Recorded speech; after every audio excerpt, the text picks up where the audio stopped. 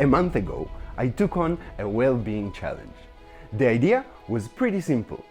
I planned to use the first 10 minutes of every day practicing the Asian squat. My goal was to be able to sit comfortably for at least 5 minutes. At the end of the day, I had to answer 2 questions. What are the 3 things that went well today, and what was my role in them? Like in physical training, answering the same questions every day was a way to use repetitive action to strengthen my ability to confront the negativity bias. It was supposed to be a fun challenge, an achievable start, a way to incorporate healthy and supportive habits into my daily routine. When I started this challenge, I thought that it would be a piece of cake for me. As it turns out, it was much harder than what I've expected. Did I make it? Kind of.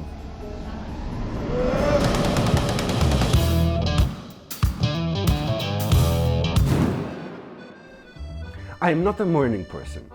Normally, it takes me about half an hour to even start communicating with my environment. So doing a challenge in the morning was something that I can't really call a fun experience.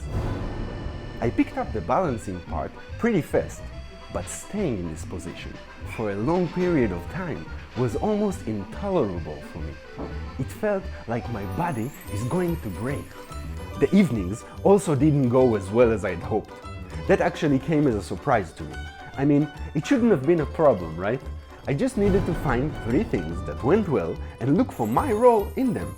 Now you would think that someone that has a channel about doing good things will not find it difficult to point out 3 things that went well today. It's true, in the days when we were shooting an episode, finding things wasn't really a problem. But as a film creator, I spend most of my days in front of the computer, and there, well, there's not a lot of human interaction. So in the first couple of days, when I tried to think of things that went well, I was mostly coming out short. There was always something small that I could think of, but honestly, those things weren't really exciting. I was looking for big things, meaningful things. I thought that the hard part of this challenge will be the Asian squat, but it turns out that looking for good is a lot harder than what I've expected.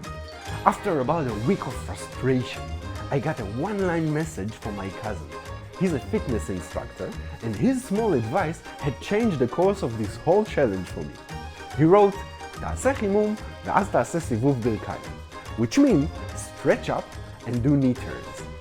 It is a simple advice, and it may be elementary for some of you, but I didn't realize how important it is to stretch. By that time, the evening exercises have gotten better as well. It started with my daughter, Shira. She is into Billie Eilish. We played around a bit and we had a great time together. It wasn't an unusual activity for us, but I suddenly realized that it was not saving the world, but it was something that went well, and I had something to do with it, so I can put it in my list. But then I found out that I do a lot of small good things in the day. And it was nice to be reminded of those small things because it made me a little bit happier. On that evening, I understood that the problem finding things that went well was in my head. I was overlooking the small things, the daily things. It was like my brain was paying less attention to them or underestimating them. But since that day, there was always something there. So my answers became things like, I got in contact with some incredible people that I'm going to tell you about next week. Or even something like, I made Michal smile, which I always like.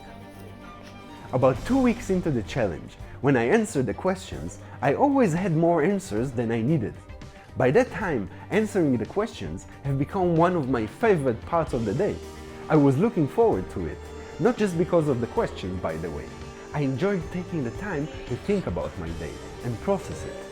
After a while, I started to realize that during the days, when something goes well, I remind myself that this is something that I can add to my list.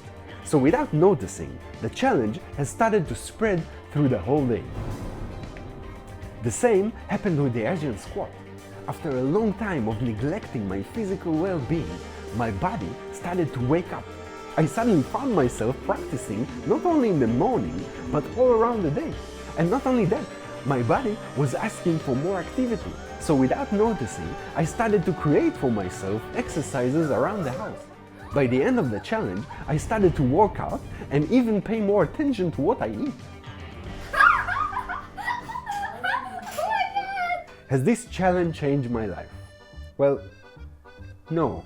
My life is practically the same as they were before. I like the fact that I pay more attention to my body, and I would love to keep on doing it as a routine, not just in a form of a challenge.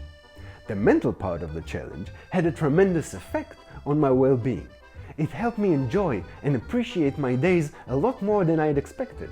I know that I will continue asking myself these questions in the future. If there's one thing I've learned from this whole experience, is that it is really easy to neglect our physical and mental well-being. Every form of training is normally uncomfortable. It takes effort and time, so the easy solution is not to do it.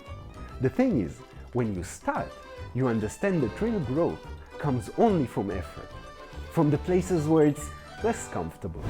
So if you're like me and you have neglected yourself for too long, don't forget that it is never too late to start.